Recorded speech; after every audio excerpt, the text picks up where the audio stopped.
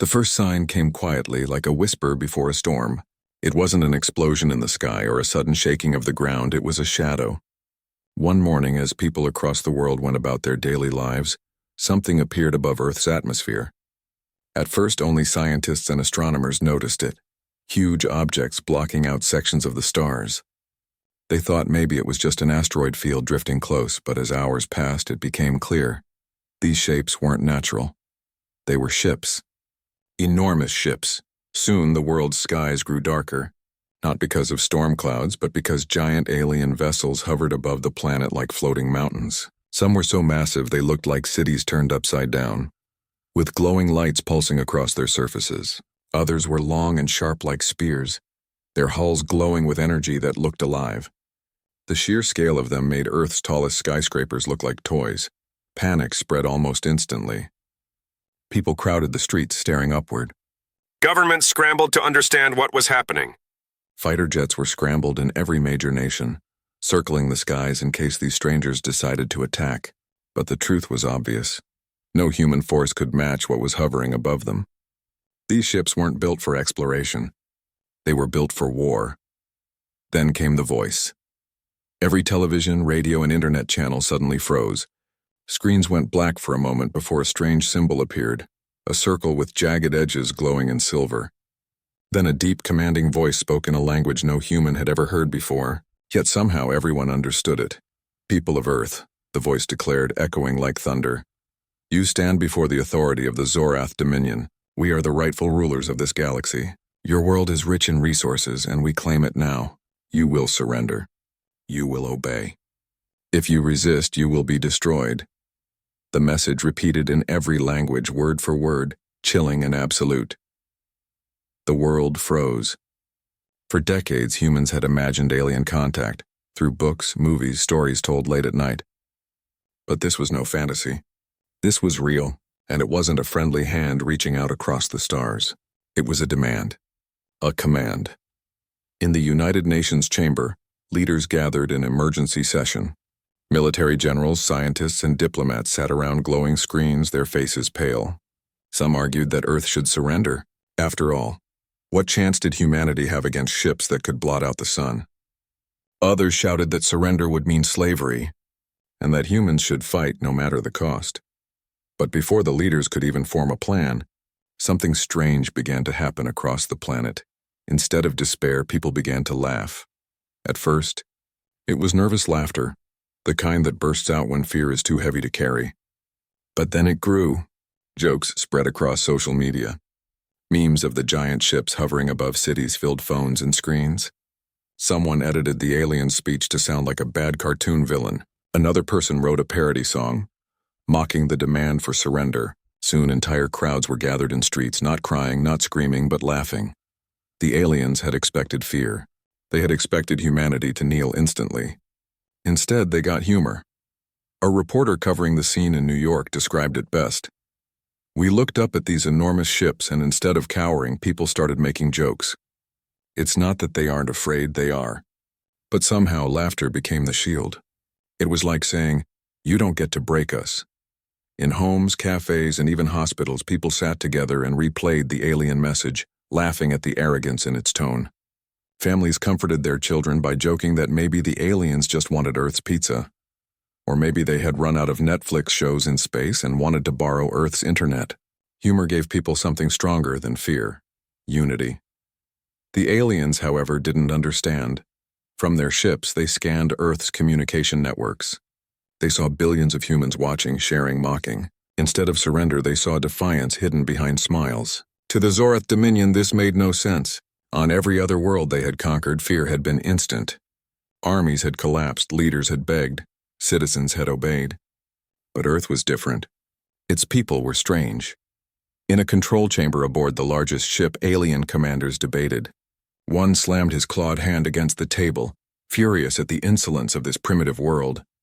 Another cautioned patience, reminding him that humans were unpredictable creatures, known even to other galactic races as dangerous survivors. The leader, towering above them all, simply said, "They will surrender. All worlds surrender." But down on Earth, the laughter only grew. Scientists worked quietly in underground facilities, measuring the alien energy signatures and calculating possible weaknesses. Military leaders discussed strategies they had never thought they would use. Joint global defense, sharing intelligence openly between nations that had been rivals for centuries. And ordinary people did their part too. They stayed strong, not by pretending the threat wasn't real, but by refusing to let fear rule them. A teacher told her students, "They think we'll surrender. But do you see your friends laughing? That's power too." A doctor in a crowded emergency ward told a patient, "If this is the end, then at least we'll face it standing, not kneeling." For the first time in living memory, Earth began to feel united. The aliens had demanded surrender, expecting silence and obedience. Instead, they had sparked something powerful. Humanity's spirit, the stubborn refusal to break, was waking up. And while no one knew what tomorrow would bring, one thing was certain: Earth would not bow easily. Above the planet, the alien ships glowed brighter, preparing for their next move. But down below, as night fell across continents, laughter echoed in the streets like a secret weapon.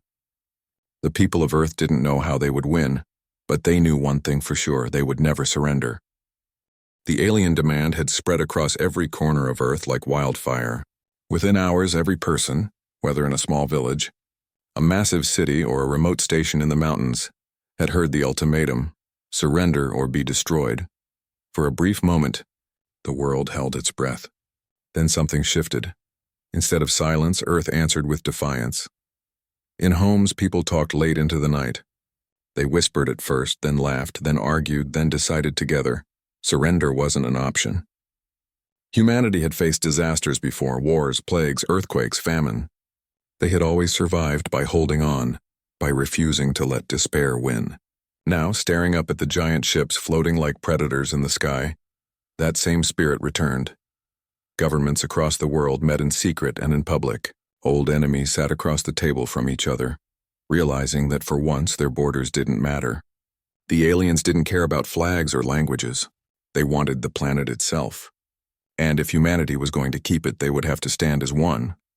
In one gathering, a leader slammed his hand on the table and said, "We've spent centuries fighting each other. But look above us. Do you think they care about our rivalries?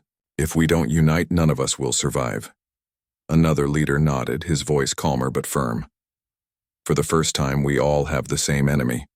Let's remember that." Across the planet, soldiers who once faced each other on opposite sides now trained together. Jets from different countries flew in coordinated patterns. Ships that once patrolled oceans against rivals now shared supplies and information. A kind of cooperation that had seemed impossible before was suddenly natural. But it wasn't only governments and armies that changed. Ordinary people played their part too. Artists began painting murals of Earth rising against the darkness. Musicians wrote songs of defiance with lyrics about laughter being louder than fear. Comedians stood on small stages and told jokes about the aliens' arrogance. The world discovered something remarkable. Humor was not just a way to cope, it was a weapon. Social media filled with memes that spread faster than any command. Someone edited the alien speech to sound like a bad commercial. Another added subtitles, making the commander complain about Earth's spicy food. A third person took a picture of one of the giant alien ships and wrote, "Looks like a broken Wi-Fi router." Within hours, the joke circled the planet. The aliens watched, confused. Their scanners picked up human broadcasts. They saw the jokes, the laughter, the mockery. To them, this was madness. On every other world they had conquered, people had screamed or begged for mercy. No one had ever answered with jokes. One alien officer turned to his commander and growled, "These humans are strange. Their fear does not silence them. It makes them louder." The commander replied coldly, "They will break soon enough. All creatures break, but the humans weren't breaking." In fact, the laughter brought courage. Families gathered together and found strength in each other's smiles. A farmer told his children, "If they want our land, they'll have to dig it up themselves." A young woman in a crowded train shouted, "We survived everything else, we'll survive this too." And the crowd cheered. Even the soldiers on the front lines felt the difference. Normally, facing such overwhelming odds would have crushed morale. But this time, when they looked up at the ships, they felt a kind of stubborn pride. They weren't just fighting for a government or a flag. They were fighting for the right to exist as free beings. Meanwhile, scientists worked around the clock. Underground labs buzzed with activity. They analyzed fragments of data captured from alien transmissions. They mapped out energy signatures and tested old theories about space travel. Many breakthroughs happened by accident, a computer glitch here, a strange reading there, that suddenly opened doors to understanding alien technology. One scientist, staring at the patterns on his screen, whispered to his team, "They think we're primitives. Let's show them how wrong they are." Everywhere, people were busy. Hackers tried to break into alien signals. Engineers studied how Earth's strongest materials reacted to alien energy blasts. Students volunteered to help in labs or hospitals. No one wanted to sit idle. Everyone wanted to do something, no matter how small. And always, the laughter continued. When the aliens tried again to send their ultimatum, humans recorded it and turned it into comedy videos. People mocked the way the alien voice dragged on the word surrender as if he were bored. Others pointed out that for a race calling themselves all-powerful, they sure spent a lot of time repeating the same message. At first glance, it looked like foolishness. But underneath, it was something deeper: unity. For once, humanity wasn't divided by race, language, or nation. They were one people, facing one enemy. And their weapon wasn't just science or armies. It was spirit. In the streets of one city, thousands gathered with homemade signs. Some read, "We will not bow." Others simply said, "Try us." The crowd chanted together, their voices echoing so loudly that even the alien ships hovering above seemed smaller for a moment. An old man standing at the edge of the crowd whispered, "I never thought I'd live to see this." The world finally standing together. The aliens noticed it too. Their surveillance report spoke of a strange form of resistance. They did not understand why humans spent so much time laughing, but they saw that it made the people stronger, not weaker. And that frightened them more than any weapon, because the aliens had power. They had ships that could level mountains. They had weapons that could vaporize cities. But they did not have laughter. They did not have humor. They did not have the ability to mock fear and stand taller because of it. In their arrogance, the invaders believed fear was the strongest force in the galaxy. Now, for the first time, they were facing something stronger: human defiance. Night fell again across the planet. The alien fleet still hung in the sky, glowing like cold stars. But below, Earth glowed brighter, with lights, with laughter, with unity. Families slept with determination in their hearts. Soldiers stood ready at their posts. Scientists scribbled notes into the late hours. And children, hearing the strange ships rumble above, whispered to each other, "We're not afraid. Not anymore." The aliens had ordered Earth to surrender. Instead, Earth had found its courage. And while no one knew what the next day would bring, one truth echoed across the planet like a drumbeat. Humanity was done kneeling. The invaders had come expecting obedience. What they found was resistance. What they demanded was silence. What they received was laughter, and that was only the beginning. The alien fleet had waited long enough. From their perspective, Earth's stubborn refusal to surrender was an insult. They had given the ultimatum, they had shown their power, and still the humans laughed. No other species had ever dared to mock them this way. The commanders of the Zorath Dominion believed it was time to remind Earth who truly ruled the stars.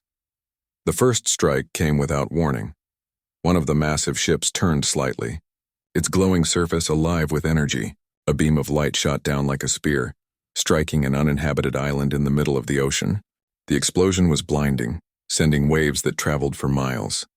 When the smoke cleared, the island was gone, completely erased from the map. The alien sent another broadcast across Earth. "This is your warning. The next strike will not spare your people. Surrender now or face destruction." For a moment, silence fell across the planet.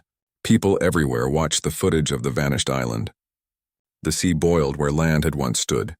It was undeniable proof that the aliens could destroy Earth if they wanted. Fear rippled through cities and villages alike. Parents held their children tighter. Soldiers gripped their weapons. Leaders stared at their screens, wondering if resistance was still possible. But then, the silence broke. Instead of panicking, instead of giving in, humanity responded once again with defiance. Someone posted online, "They spent all that energy to destroy an empty rock? Impressive."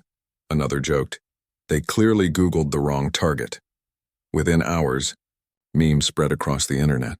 Pictures of the destroyed island with captions like, Earth 1, Aliens 0. The laughter returned. But it wasn't empty laughter this time. It was sharper, stronger. Because beneath it, something else was happening. Humanity had begun to fight back. In hidden bases, teams of hackers worked day and night, sending coded attacks into the alien communication systems. At first, the aliens brushed it off, confident their technology was unbreakable, but then small glitches appeared. A few alien screens flickered with strange human symbols. Alarms triggered without reason. Entire subsystems went offline for seconds at a time. It was small, but it was proof. Humans could bite back. Meanwhile, scientists continued their work. They studied every piece of data, every flicker of energy, every trace left by the alien strike on the ocean. They discovered that the alien weapons weren't invincible. They relied on energy fields that could, in theory, be disrupted. It was risky, it was untested, but it gave humanity something they hadn't had before. Hope. Militaries around the world began to prepare. Missiles were reprogrammed. Satellites were adjusted. Ships and planes were equipped with new defenses made from whatever scraps of alien data scientists could decipher. It wasn't perfect, but it was something. And sometimes something was enough. The first direct clash came when one alien vessel descended closer to the surface, attempting to scan Earth's military bases. Humans launched missiles, knowing full well they might do nothing. The aliens laughed at the attempt until one missile detonated with unexpected force. A surge of electromagnetic energy, designed by Earth's scientists, scrambled the alien ship's shields. For a brief moment, the mighty vessel flickered and fell into chaos. It didn't crash, but it retreated. The sight electrified the world. News channels replayed the moment endlessly. Crowds cheered in the streets. For the first time, people believed, we can fight them. The aliens, however, were furious. In their command chamber, the leaders debated what to do. They are primitives, one snarled. This defiance is unacceptable. We must burn their cities, another more cautious warned. Every time we strike, they adapt. They are fast learners. Too fast. The Supreme Commander, silent until then, finally spoke. They cannot win, but they can embarrass us. That is worse. So the aliens doubled their efforts. They began interfering with Earth satellites, cutting communication lines, trying to plunge humanity into chaos. But the humans adapted quickly. They rebuilt networks, used old radio systems, even spread messages through word of mouth. Farmers became messengers. Students carried information across towns. Humanity refused to be silenced. The war became not just a battle of weapons, but of wills. The aliens used brute force, trying to crush resistance with sheer power.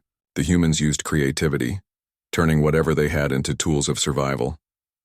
One group of engineers modified drones, attaching makeshift explosives, and launching them at low-flying alien probes. Another group of scientists discovered that certain natural minerals on Earth interfered with alien sensors, and they began spreading them near important bases. Children even painted rooftops with strange patterns to confuse the alien scanners. Everywhere, humans turned desperation into invention, and slowly, the aliens realized something terrifying. Earth was unlike any world they had conquered before. On other planets, people had submitted quickly. They had been too afraid to fight. But these humans were different. They laughed when they should have cried. They fought with scraps when they should have surrendered. They refused to bow, even when their own survival was uncertain. The Supreme Commander of the fleet looked out at Earth from the viewing window of his flagship. The planet glowed blue and green below, fragile and beautiful. To him, it was supposed to be just another conquest, another trophy for the Dominion. Instead, it was becoming a nightmare. On Earth, however, people began to believe in themselves again. A farmer told his family, "If we can make them retreat once, we can do it again." A soldier at the front lines whispered, "They bleed just like we do." A young boy looked up at the sky and said, "If they want our home, they'll have to fight all of us for it." Humanity's will had been tested, and it held strong. The aliens thought their warning strike would break Earth. Instead, it had the opposite effect. The destruction of the island showed people exactly what they were up against, but it also revealed something greater. The invaders were not gods. They were powerful, yes. Dangerous, yes, but not untouchable. And now for the first time, Earth had tasted victory, small but real. The laughter that filled the streets was no longer just a way to ease fear.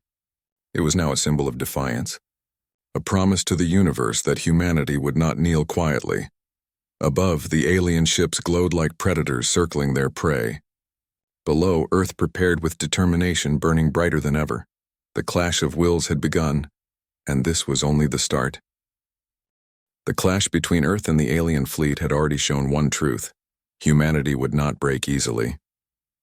The invaders had erased an island, but people only grew stronger. They tried to shut down Earth's networks, but the world found ways to reconnect. Every strike was met with a counter. Every attempt to silence was answered with laughter, defiance, and creativity, but the aliens had not given up. Their supreme commander grew restless. Each day of resistance was an insult. Each hour Earth stood tall was a reminder that the Dominion's power wasn't absolute. So, once again, the invaders broadcasted their message. Their dark emblem filled the skies on screens, and the booming voice echoed, "Humans, we have given you time to surrender. Still you resist. Still you laugh. You cannot win. Surrender now, or we will rain destruction upon your cities. This is your final chance." Billions of people watched in silence. But when the message ended, the answer was not silence. It was laughter again, louder, bolder, stronger. This time it wasn't nervous laughter.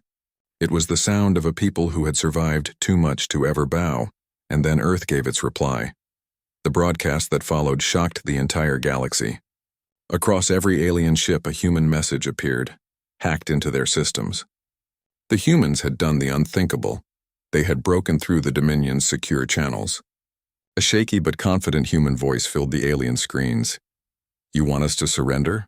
Look closer at your own fleet." The aliens turned to their monitors. What they saw froze them.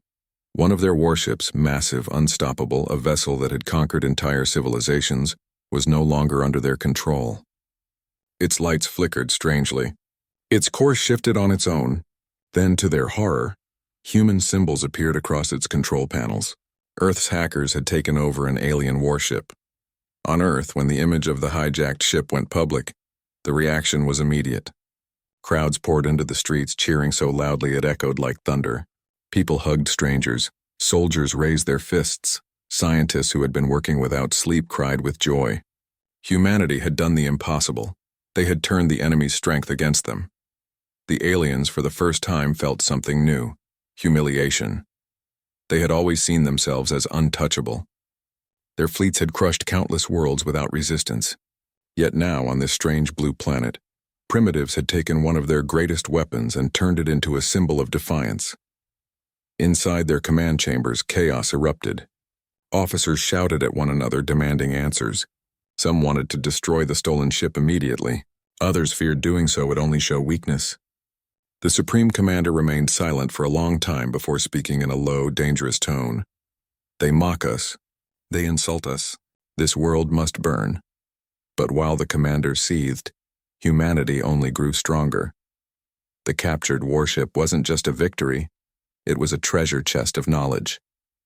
Scientists and engineers worked feverishly to study its systems. Every circuit, every strange pattern of energy, every alien material was examined.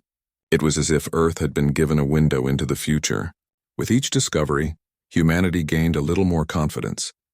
At the same time, people everywhere celebrated. Music filled the streets. Artists painted murals of the hijacked ship flying with Earth's colors. Children drew pictures of the giant alien vessel with human pilots inside. It was no longer just about survival, it was about pride. For the first time in history, the galaxy had seen the mighty Dominion embarrassed. But Earth's defiance came at a price. The aliens retaliated with greater fury. They struck at Earth's communication towers, blasted military bases, and unleashed storms of energy against the oceans to terrify the population. Yet each attack only deepened the humans' resolve. Cities rebuilt faster. Messages spread even when satellites fell. And every time the aliens thought fear would finally win, they were met with jokes, songs, and unshaken courage. One farmer, standing in the ruins of his field, simply said, "If they want to starve us, we'll plant again tomorrow." A young soldier, watching his unit prepare to fight, whispered, "We're not fighting for weapons. We're fighting for the right to be human." The turning point wasn't just the captured ship. It was the change in spirit. Humanity had begun to realize that the aliens weren't gods. They were conquerors, yes, but conquerors who could bleed, who could falter, who could be defeated. The world united more deeply than ever. Nations pooled resources without hesitation. Scientists from different continents shared discoveries freely. Soldiers stood side by side, not as enemies but as brothers and sisters defending one home. Even ordinary people contributed, turning factories into workshops for defense, turning schools into training grounds for survival. The laughter never stopped. In fact, the laughter had changed. At first, it had been a way to survive fear, but now it was something more. It was a weapon. It was a roar that told the aliens, "We are not afraid of you. We will never be afraid of you." The galaxy beyond Earth began to take notice too. Whispers spread across the stars, other species watching, listening, waiting. They had always bowed before the Dominion, but when they saw humans laughing in the face of destruction, something stirred in them too. Hope. Meanwhile, the Supreme Commander of the alien fleet faced a difficult truth. Every day Earth stood. Every joke humans made, every cheer from the streets, it was all eroding the Dominion's image of power. For a species that ruled through fear, humiliation was more dangerous than defeat. The commander stared out at Earth, burning with rage, but deep inside there was something he would never admit: unease. Because he knew now what the galaxy would soon understand. This was no ordinary world. These humans were no ordinary people. They had mocked his ultimatum. They had hijacked his ship. They had united in ways he had never seen before. And they had done it not with terror, not with despair, but with something the Dominion could never crush: laughter. The turning point had come. Earth had shown the galaxy that it would never kneel. And though the war was far from over, one thing was certain: the humans had already won something greater than victory. They had won respect. They had won hope. And most of all, they had shown that even in the face of overwhelming power, there was a force stronger than fear: the will of humanity. Above, the alien fleet glowed with anger. Below, Earth burned with courage. The battle was far from finished. But from this moment on, the galaxy would never see humanity the same way again.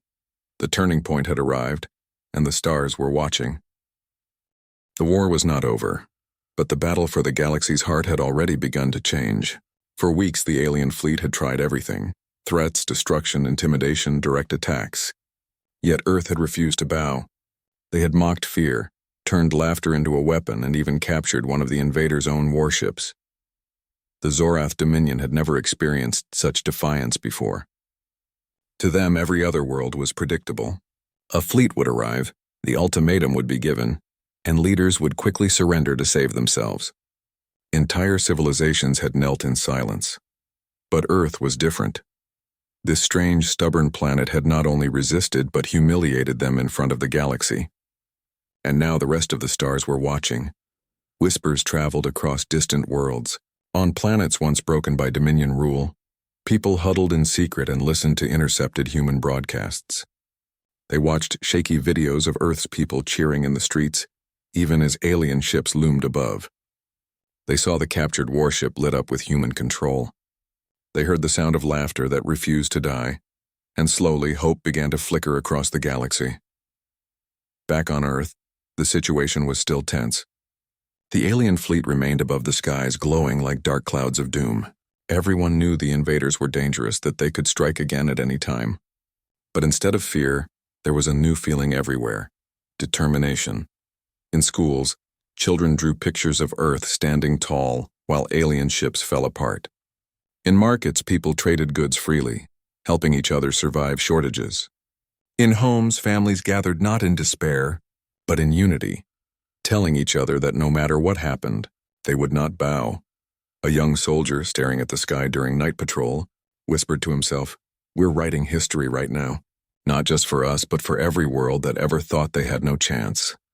The invaders grew desperate. Their supreme commander demanded new strategies, but every officer knew the truth: the more they attacked, the stronger humanity became. Every strike created more unity. Every threat sparked more laughter. Every attempt at fear only made humans more unbreakable. Finally, the Dominion fleet began to falter. They had not been defeated in open war, but they had been defeated in something greater: the battle of will. And then, the moment came. Across the skies, the alien ships began to retreat. Slowly at first, then faster, they pulled away from Earth's atmosphere. People everywhere ran into the streets to watch. Some pointed in shock, some cried, some fell to their knees in joy. For the first time since the invasion began, the skies above Earth began to clear. The invaders left not in triumph but in shame. But Earth was not silent in victory. Humanity had a message to deliver. Using the hijacked alien ship, Earth's scientists and hackers broadcasted a signal across the galaxy. Every world under Dominion control, every hidden rebel group, every watching species, everyone heard it. The voice of humanity rang out, strong and unshaken. To every people of the stars, we are Earth. The Dominion demanded our surrender, but we did not bow. They tried to silence us, but we laughed. They tried to break us, but we stood as one. And we say this now, not just for ourselves, but for all of you. No ruler, no conqueror, no tyrant can own the spirit of a free people. If we can resist, so can you. The words traveled across space, carried on frequencies the aliens could not block. On planets where people had lived under fear for generations, hope returned. In secret caves, in crowded cities, and distant colonies, people listened and felt their hearts rise. They whispered to each other. The humans defied them. Maybe we can too. On Earth, people gathered in massive celebrations. Music filled the air. Drums echoed through streets, voices sang songs of unity. Cities that had been dark for weeks lit up again with candles, lanterns, and fireworks. Humanity had not only survived, they had shown the galaxy what survival truly meant. It wasn't just about technology. It wasn't just about weapons. It was about spirit. For centuries, humanity had been divided, fighting among themselves. But in the face of this threat, they had become one people, united under a single promise: never surrender. And now that promise was written into the stars. An old man standing in the middle of a crowd raised his hand and said, "The galaxy knows our answer now. We are not slaves. We are not victims. We are human." A farmer, planting seeds in the soil once more, smiled and said, "If they come again, they'll find us stronger than before." A young child looked up at the sky, now clear and beautiful, and asked, "Will they ever return?" The mother hugged the child and replied, "Maybe, but now the stars know who we are, and that makes all the difference." Even as the galaxy celebrated Earth's defiance, the Dominion plotted revenge. But something irreversible had happened. Their power was no longer unquestioned. Their image of invincibility had cracked, and across the universe, seeds of rebellion began to grow. Humanity had done more than protect its home. It had lit a fire in the darkness. The message spread everywhere. Earth would never bow. Humanity would always laugh in the face of fear.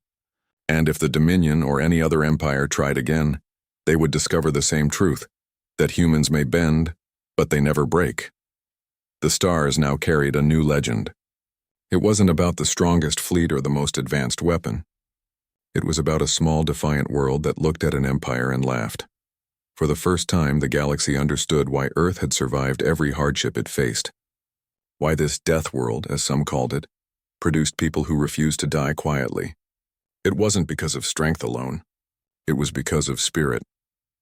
As night fell across Earth, people looked up at the sky and felt something they had not felt in a long time: peace. The alien fleet was gone, at least for now, but more importantly, the fear was gone too. Humanity had faced the greatest challenge in its history and stood taller because of it. The world was scarred, but it was stronger.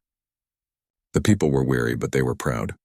And in every heart, from the oldest to the youngest, the same thought burned: if they ever come again, we will be ready. The stars had seen Earth's reply, and it was a reply no conqueror could ever forget.